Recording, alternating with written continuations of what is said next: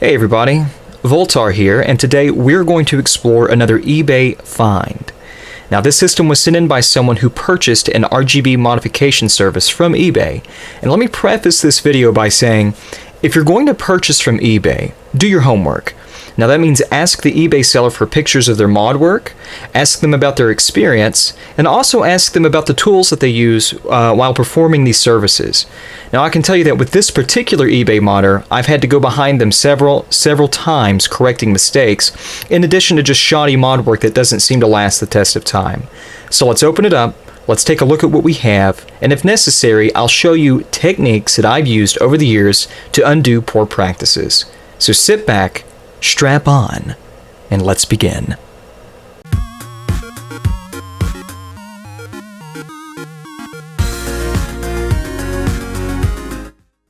Okay, so as always, let's flip this thing over and rip some screws.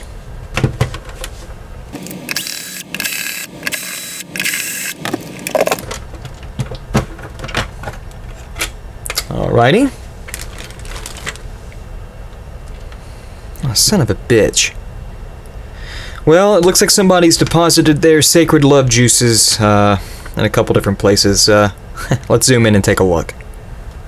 Okay, so we've zoomed into the encoder here, and as you can see that clearly we're not using any kind of a bypass board to drive video, rather than we're actually using the stock sRGB encoder to drive the analog RGB video, which by the way is perfectly fine and will yield a very, very nice picture. So I can't knock that, but of course what I can knock is the excessive use of all this hot glue that's being used to secure this solder. Now, people still ask, why do people do this? Why are people out there, especially in the land of eBay, when they're selling these systems, why are they planting all of this glue into their solder joints? Well, it's really, really simple. I don't mean to sound like a dick when I say this, but their soldering is shit. And what's happened is, over time, they're pumping these systems out typically in a considerable volume, and they're getting returns. They're getting returns because they don't know how to solder properly, and these joints are breaking because they're not being thoroughly wetted. So in order to mitigate that, not that they not that they actually learn how to solder correctly, but they use hot glue to sort of augment its strength, which that's really not what it's doing, but that's what they think it's doing. So this is holding this in place, so hopefully in shipping and in 6 months down the road, these wires aren't going to come up. So the answer is really very poor soldering. If you're doing these in any kind of volume, you should really learn how to solder before you consider this a professional service. This is anything but that. So having said that, we have hot glue here. What are we going to do about it? Well, obviously we have to remove it. So here we go. I'm going to show you a couple of very, very simple techniques that anybody can employ to remove hot glue and to rework this site properly. So let's get right into that. So I know I've talked about hot glue removal in earlier, short Twitter videos, but I'm going to do it here. And this is actually really, really simple. What you're going to want is at least a 91% IPA or isopropyl alcohol. Now I'm going to show you how to do this because it's really simple and anyone can just listen to my voice and know the truth of the world. So take some 91% isopropyl alcohol, saturate a paper towel. When you have a paper towel good and saturated, let's apply it directly to the hot glue site. And as you can see, I'm pressing, and all of that IPA is coming from the paper towel, and we're just fully saturating the site. We're going to get the IPA in there. We're going to get the IP in there, and we're just going to press it all into those crevices, around the hot glue, just like you did with Sally the other night at the prom. Okay, we're going to hold this, and maybe for about 10 or 15 seconds, we're just going to kind of massage this in here. We're not agitating it. We're not trying to rip anything off yet. We're just massaging this in. We're just palpating this site with IPA. That's all we're doing. So I think that's pretty good. I think I can lift it up now. So I'm just going to lift this up. And I want to take a tool. I'm going to use this little pick here that I actually used for my Heiko 808 to clean the heater. But what I'm going to do is we're not tearing, we're not scoring. We're just going to introduce this tool where the glue meets the solder resist, and we're just going to start pushing up, just like this. And as you can see, I'm not tearing it, I'm not digging it in there, I'm just moving it around. I'm just moving it around, and as you can see, all to itself, that hot glue has disengaged.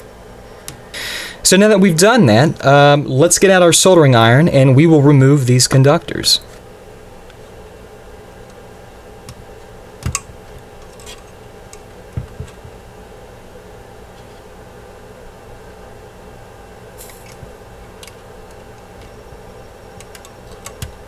Look, the green wasn't even connected. The green was literally being held in by hot glue. Let's just look at the blue. Is the blue being... Okay, so the blue's actually kind of soldered in there, so I'm just going to grab it. You really can't see this very well, but it's not important. It's not too important. And we're going to extract. So that side is fairly clean. That's pretty much does it for that. So we'll flip it around here and we'll dig into the multi-out and we'll see what else we need to do.